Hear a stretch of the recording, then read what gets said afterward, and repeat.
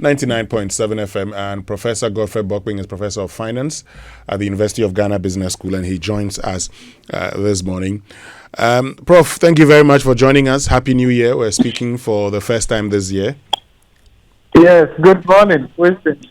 Good morning to our cherished listeners. A happy New Year to you as well. Great. So, Prof, we've been talking about favorable commodity market, but in 2025, crude oil not that favorable to us. Of course, we knew because the price on the world market was not that good. We had budgeted some $74.7 in our budget, but the price globally was around 64, 5, 6, 7, 8 thereabout. Never really stayed much in the 70s, so we did not make the target. Now, what does that tell us going forward about our dependence on these commodities? Thank you very much. It's a very important question that you have asked, and I'm sure this question has stayed with us since independence about diversifying our economy away from primary commodities. That from independence, more than 70% of our export earnings were driven by primary commodities. And you will see the cycle of how anytime commodity prices and the economy also goes down in that order. But in the last couple of years, particularly with oil, you will see that we have not sustained the investment in that area, also because of so many issues, disagreements, conflict with key investors in that particular area. Some ended up in courts and all of that, especially with the previous administration. You also recognize the effort of the current administration to revamp that sector. That said, if you look at oil and its contribution to the economy so far, even the revenue that Ghana government gets from the oil through the Petroleum Revenue Management Act and how that has been allocated over the years through the annual budget funding amount and all of that, it hasn't been utilized efficiently. We haven't had value for money in terms of how they have been deployed in the priority areas that government has identified over the years. If you check the data and various analysis that have been done, that has been quite clear in that area. But the slump in oil, or the fact that we did not meet the oil target, for me, it's not a bigger issue. If you look at the other side of the commodity end, gold, and you see the surge in the gold price in 2025, and the export earnings that we have received from gold exports, if we had adopted the value chain approach in harnessing the much needed revenue from our gold, we will not be talking about this shortfall. This is not to discount the fact that the shortfall is noticeable. The fact that the gold we have spoken about and celebrated to the extent that gold-related effects, foreign exchange, has boosted our reserves. We have injected that into the economy, brought up the value of the CD to a level I think it's not good for the economy. If you look at the advantages and disadvantages of what we have done. But really, listen, this surge in gold price, production with gold board, I have said on your network before that I acknowledge the role of gold board in crowding in gold-related efforts. Unlike before, it has not impacted our revenue envelope the way it should. And it's simply because the gold production from artisanal small-scale miners, we are not optimizing our fiscal revenues from that side, both of royalties and taxes and all of that. So here you have gold price that has gone up, gold-related effects that has gone up. But if you do the analysis with respect to tax revenue, either from payee or corporate, from the mining and quarries, the jump is not that significant compared to the volume in terms of the FX-related activity that we have celebrated. And that tells you clearly that we are not benefiting optimally from the fiscal regime within the extractive sector overall. That can also include oil and the rest of them. That is where the real problem is. In fact, if you do sectorial analysis of our tax performance, you see oil hasn't performed quite well, even though tax revenue for mining and quarrying has gone up. If you relate that to the volume and the FX-related inflows from gold as a result of the work of Gold Board, the fiscal impact in terms of our revenue from the Ministry of Finance, that has not been that positive. So we've been talking about billions of dollars that have come in for gold export, especially from the activities of the Gold Board, from artisanal small-scale miners. But we should be asking ourselves, has the tax revenue from these artisanal small-scale miners also gone up? Has it impacted our revenue envelope so that we have that to aid development spending? We don't have that. So Prof, so if you look...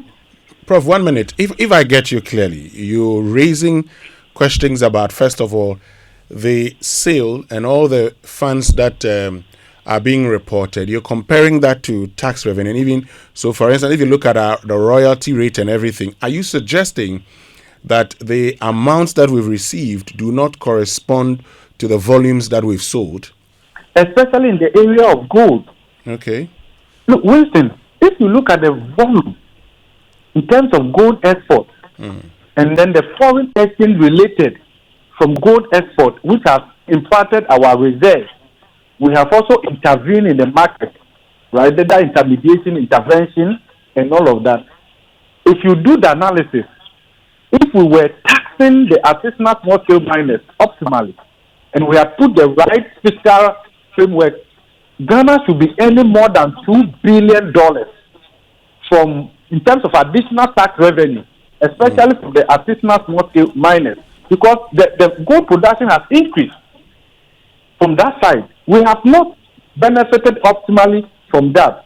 In fact, together with the strong CD, Ghana Revenue Authority, my estimation is that they will miss their target marginally in 2025.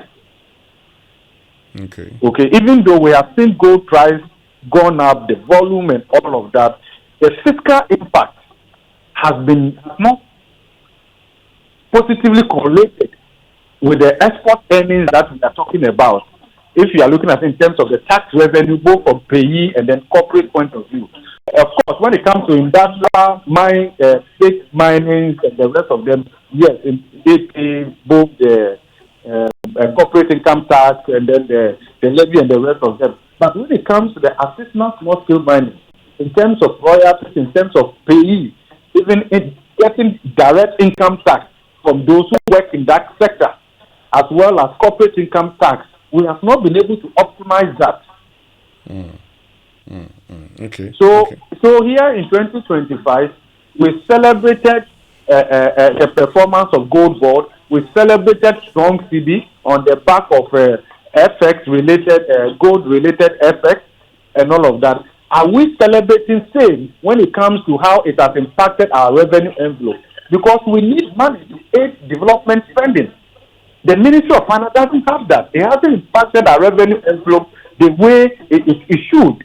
Okay, under normal circumstances. But when we did the analysis, we are losing in excess of $1.5 billion by way of fiscal revenue that could have come to the Ministry of Finance and improve our revenue envelope and aid development spending.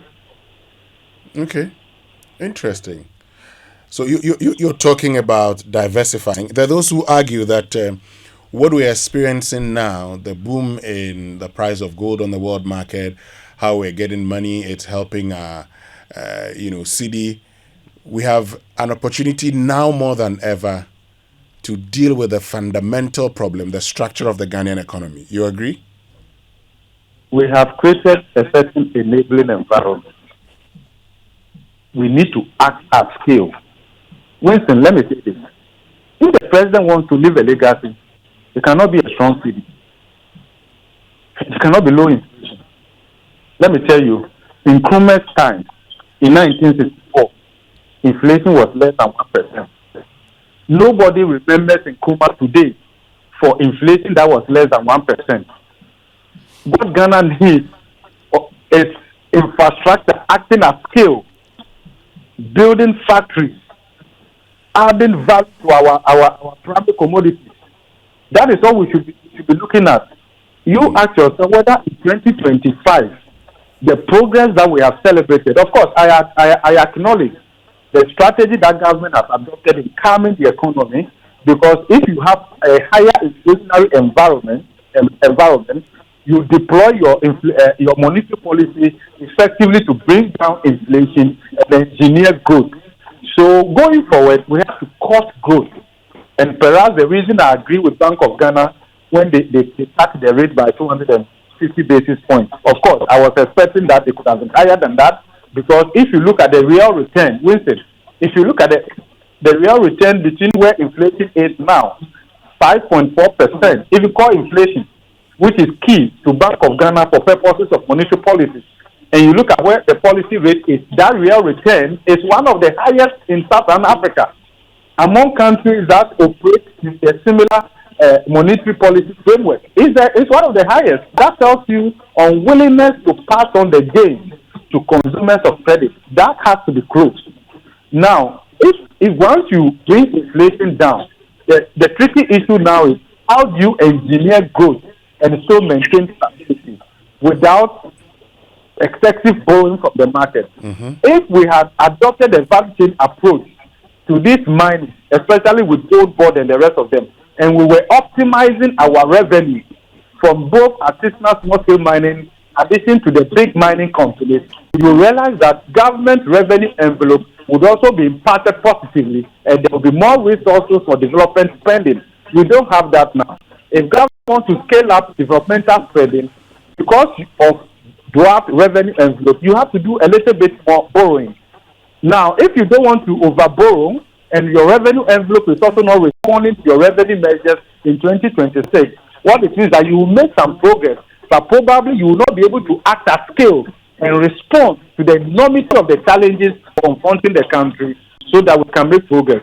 So, 2025, we have celebrated low inflation, we have celebrated strong CD, but just look at what people go through just to travel from Adenta to High Street or from Kaswa to Accra or in Sawom to here and all of that. If you are in that traffic, inflation means nothing to you. Okay. But I mean, one other issue I know you are interested in is the issue of illegal mining.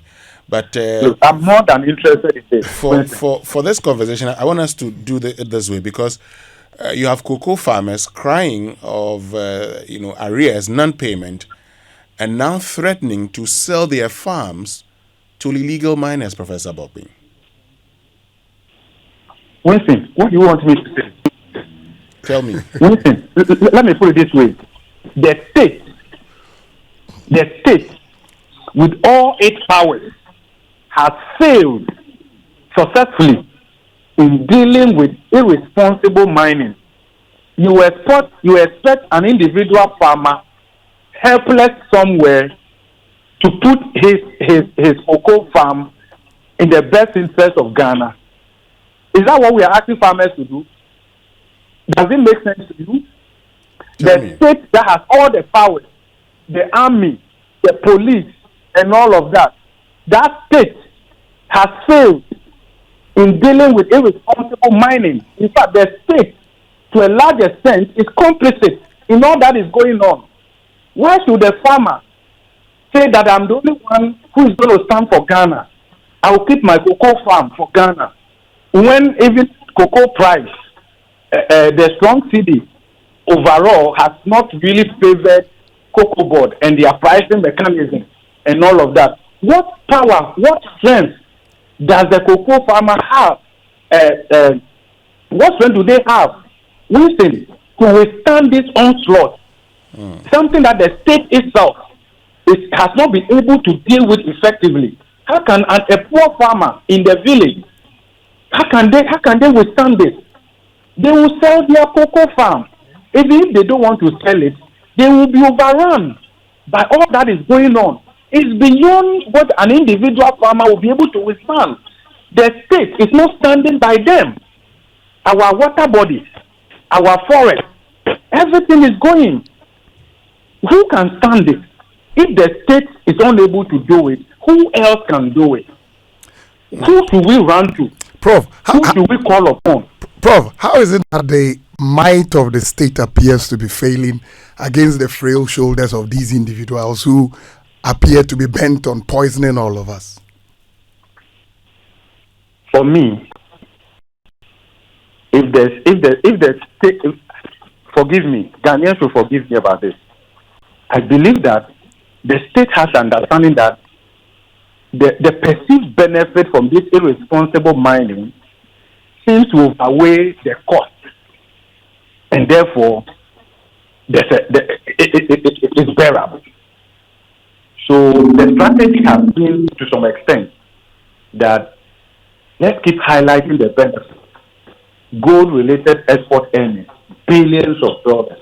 We are injecting that for a strong seed and all of that. But I think, and you can see all different kinds of analysis that also reflect that the benefit is very high. But we are not reflecting the full cost of this irresponsible mining with respect to the benefit that we are talking about in terms of improved CD and the rest of them. If irresponsible mining through the pollution of water bodies, an individual dies or is deformed, that cost is higher than any benefit a human being can talk about and celebrate. This is life.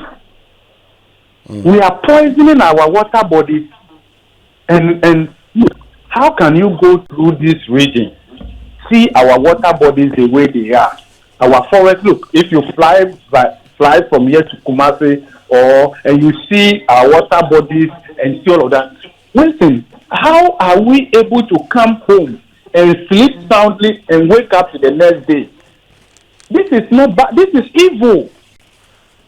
Okay. This is evil. You can never have an economy without ecological integrity, environmental sustainability. It doesn't happen. Right. You may celebrate these short-term gains, but you pay heavily for it tomorrow. How should we put this for the state to realize that we are heading dangerously? This is not sustainable. Listen, this is not. Okay. How many people should die before the state will realize that this is an existential threat? Prof. We are not saying that we should not do mining. We should be looking at doing responsible mining. There are big mining companies that are doing responsible mining to a large extent. Of course, other studies have shown that in terms of meeting all the requirements and all of that, there are shortcomings and all of that. But when it comes to them, artisanal small-scale mining and the rest of them, really, they are incapable of doing responsible mining. They adopt low-cost approach, okay, and the rest of them. So if the state cannot be comfortable about this, in fact, the state is undermining its own legitimacy.